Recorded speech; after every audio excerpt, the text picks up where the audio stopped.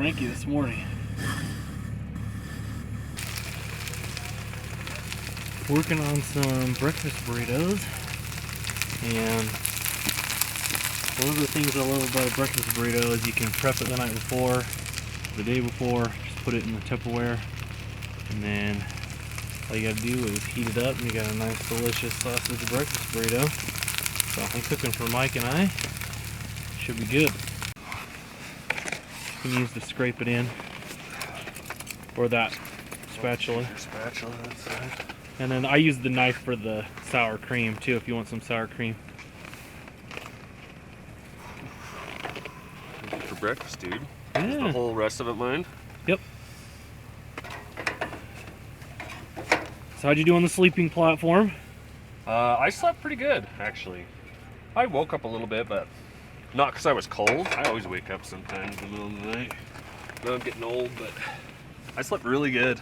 Someone must have been freezing though, because there's been a car on for like the last 5 or 6 hours, I feel like. I hope they have enough gas tomorrow, or today. But yeah, I slept really good. It's cold out here now though. It's freezing out here. Well, the Jeep was saying 3 degrees. Mine says 1. Yeah. But this is still fairly new, and Yeah. you've been building it out. Yeah. Alright, so this is Jay's FJ and his sleeping platform. So I have 6.5 feet. Puts this seat forward a little bit, gives him 6.5 feet, which is plenty.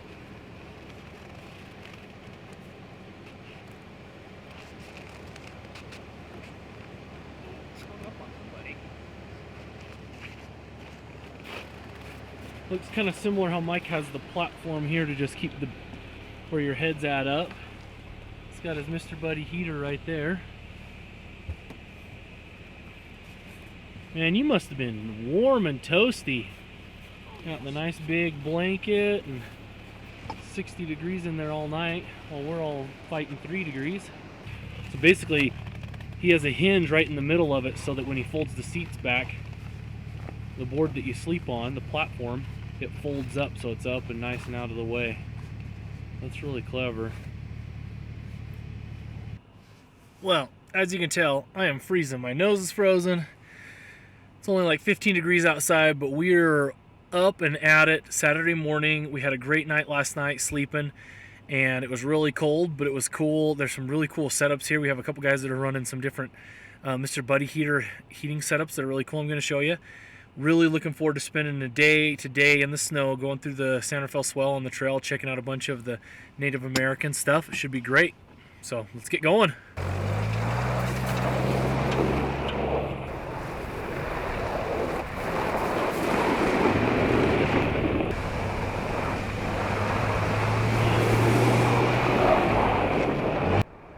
Pulling out from camp.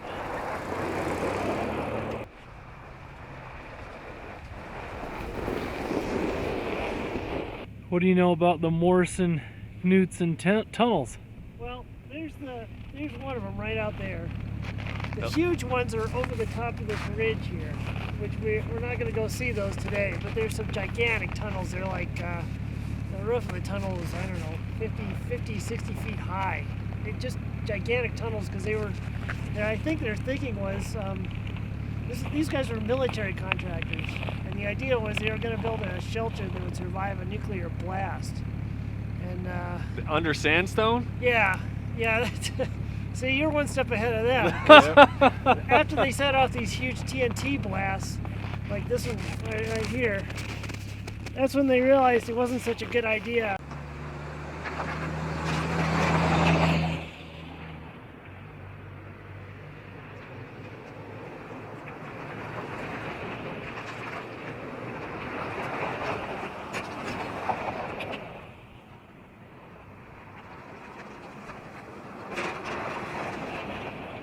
That's it. There's just one. But it is cool. It is cool.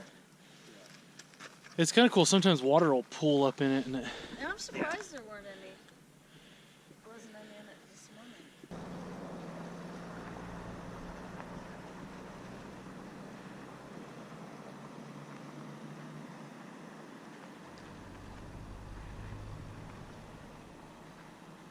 we are making our way down Buckhorn Wash, and we're just stopping to check out all of the amazing Native American things that are down here. So we've checked out different pictographs. We stopped to see the dinosaur track, which is awesome. There's a lot of old mining relic things in here, different caves and tunnels and stuff that we've stopped to take a look at, and different things like that. There's just so much history in this part of Utah from, you know, the past 100 years and even over, you know, the past couple 100 years, going back in with Native Americans and stuff. It's just really cool. So we're stopping right now to check out a rock art site, and just absolutely having so much fun down here in the San Rafael Swell. So what do we know? These were done by Fremont Indians. Yeah. What else do you know about it? That's about the extent of it. They don't know how far back it was. They just know that this is one of the major things they hunted was they used mountain sheep. It was a major part of their diet. So they're chalked in everywhere in here, carved in. And I like that big one. Someone was showing off his big kill for sure.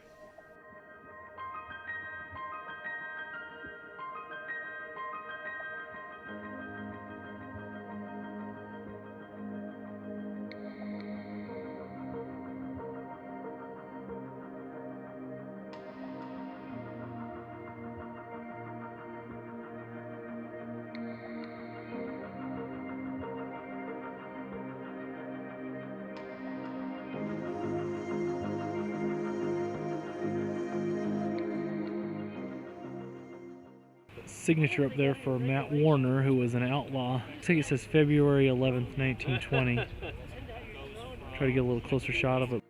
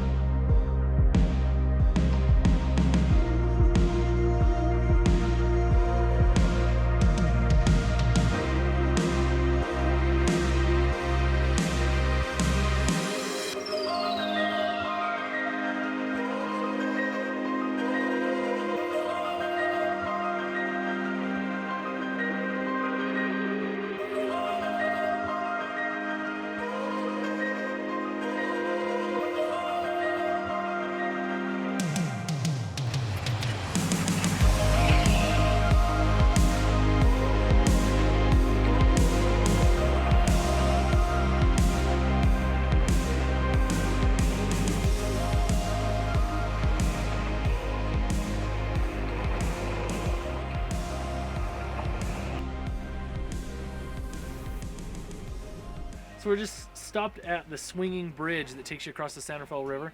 You can't go on this anymore with a vehicle or anything, but it was built between 1935 and 1937 by the Conservation Corps, and it really made it so that the top of this part of the San Rafael Swell could be visited by anyone in a vehicle without having to cross the actual river. Now obviously they have a real river here, a real bridge here that you can take your vehicle across, but pretty cool. It's amazing that you can go on it. You can feel it as you're on it. It has a little bit of a give in it because it's held up by these cables. It has a little bow in it, which is pretty cool.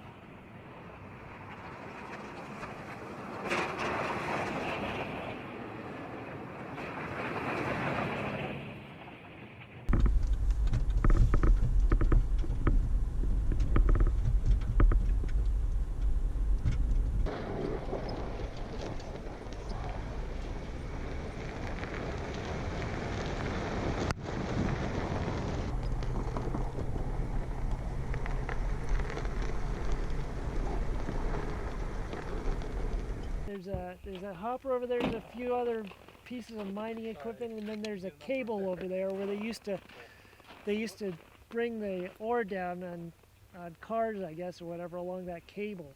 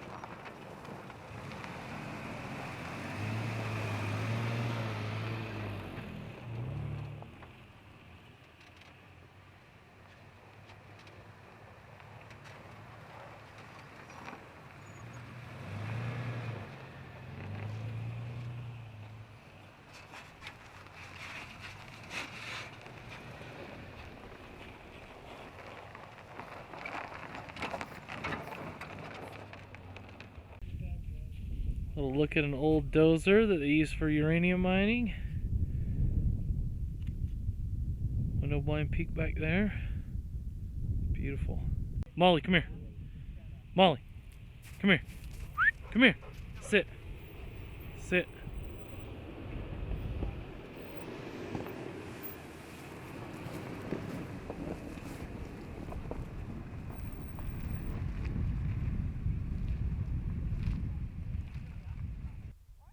Amazing old mining truck. Got these big old huge axles on it. It's a beautiful old truck. Now it's just a part of the desert history out here. You're right, that seems kind of small, especially headroom. Headroom. I mean, it is dented a little, but yeah. Yeah. maybe if it Dented in. is not Dented flat and top, shot. if it bows up. So something I've been thinking a lot about lately is just how important it is to get out there and go. Like, I don't care what you have. Get out and go explore. Go as many places as you can go. And then when you run into places you can't go, turn around and find some other place that you can go. And then you can work on upgrading and building out your rig to be able to do more. I think we get over concerned about like, oh, I need this lift kit so I can do this trail, or I need this upgrade in tires. And man, if this trip isn't enough of a testament, I don't know what could be.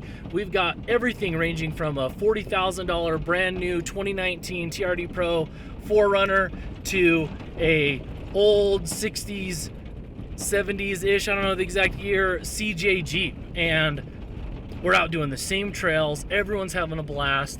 And I just want to make sure that something that's important to me is that I'm spending as much time, effort, and most importantly, money on trips and adventures as I am in doing upgrades and building things out. And I think if we're all doing that, we're going to have some incredible adventures to talk about. Check out this old CJ. It's so sweet. He's got like this, looks like a homemade back plate for the back panel wall, so it's almost like a pickup truck. It's just absolutely incredible. He's got his jerry can on the sides.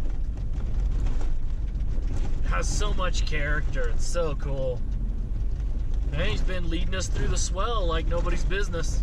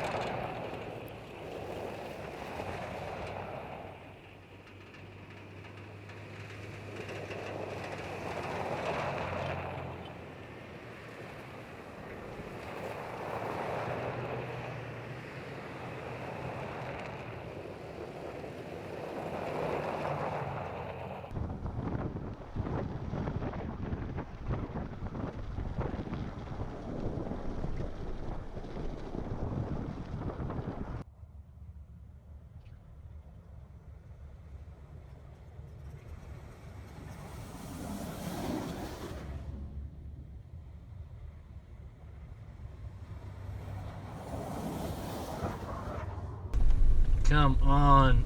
Look at these views. This is absolutely stunning.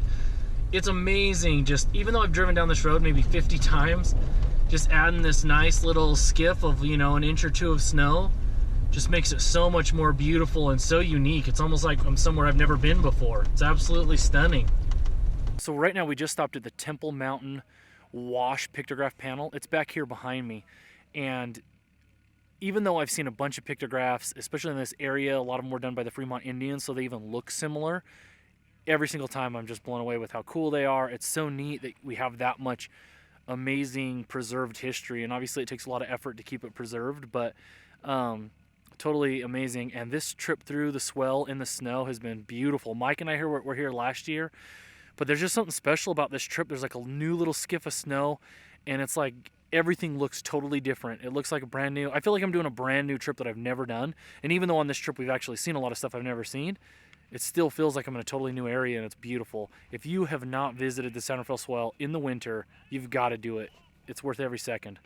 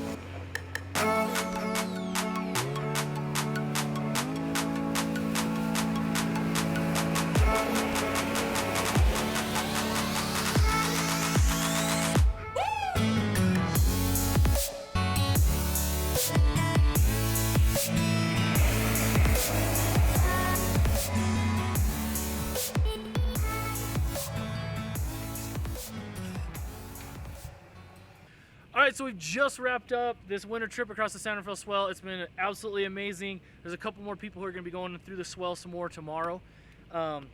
If you enjoyed this video, please hit the subscribe button. You can also follow all of our day-to-day stuff on Instagram at Backroad Exploration. Thanks for watching.